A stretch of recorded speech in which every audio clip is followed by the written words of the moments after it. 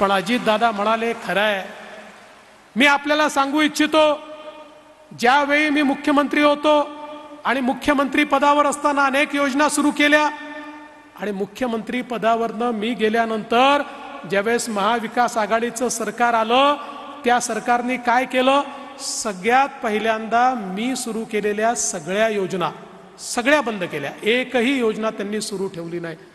आज माननीय मुख्यमंत्र्यांच्या नेतृत्वात इतक्या चांगल्या योजना आपण सुरू केलेल्या आहेत, पण बंधू भगिनींनो, उद्याच्या काळामध्ये आपलं काही चुकलं, काही चुकीमुळे जर विपरीत अशा प्रकारचे परिणाम आले, सगळ्यात पहिलं काम काय होणार, सगळ्यात पहिलं काम हे करतील मुख्यमंत्री एकनाथराव शिंदेजींच्या नेतृत्वात सुरू झालेल्या सगळ्या योजना हे बंद करतील, एकही योजना हे चालू देणार नाहीत। आणि दुसरं मी तुम्हाला सांगतो की आज यांनी पहिल्यांदा सांगितलं 2-3 महिने पैसे मिळतील, मग पैसे मिळणार नाही, पण मला सांगताना आनंद वाटतो, आमच्या अजितदादांनी अर्थसंकल्पामध्ये मार्च पर्यंतची पूर्ण व्यवस्था करून ठेवलेली आहे। आणि तुम्ही आम्हाला पुन्हा आशीर्वाद दिला की पुन्हा पुढच्या मार्च पर्यंत 25 पर्यंतची 26 पर्यंतची व्यवस्था, मग 27 पर्यंतची व्यवस्था। खरं म्हणजे आपल्याला बजेटमध्ये एका वर्षाचेच पैसे ठेवता येतात, म्हणून एका वर्षाचे ठेवले। जर बजेटमध्ये 5 वर्षाचे ठेवता आले असते ना, तर सगळे विषय बाजूला ठेवून पहिल्यांदा लाडक्या बहिणींकरता 5 वर्षाचे पैसे आपण त्या ठिकाणी ठेवले असते। आणि म्हणून मी आपल्याला एवढंच सांगतो, आम्ही प्रामाणिक लोक आहोत। आज तुम्ही बघा, ज्या राज्यांमध्ये आपलं सरकार आहे तिथे योजना चालू आहेत। कर्नाटकमध्ये अशी योजना घोषित केली, आज ती योजना त्यांनी बंद केली।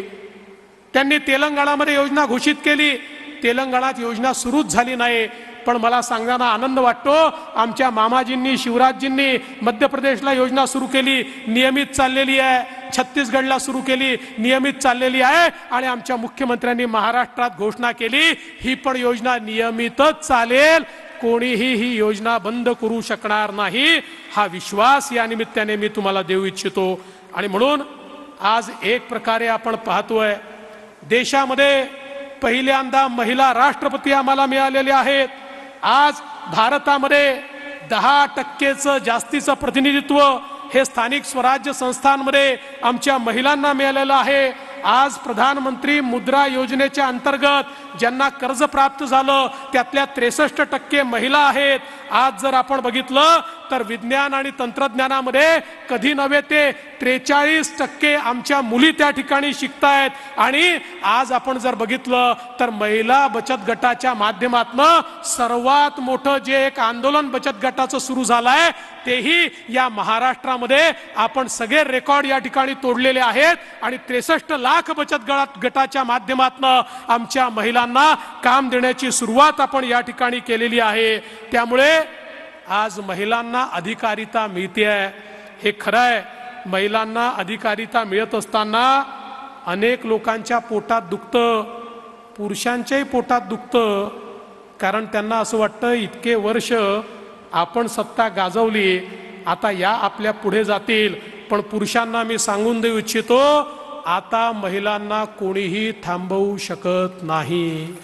देशाच्या प्रधानमंत्र्यांनी निर्णय घेतलाय, पुढच्या सगळ्या निवडणुकांमध्ये देशाच्या संसदेत आणि देशाच्या विधानसभेमध्येही महिला राज येणार आहे।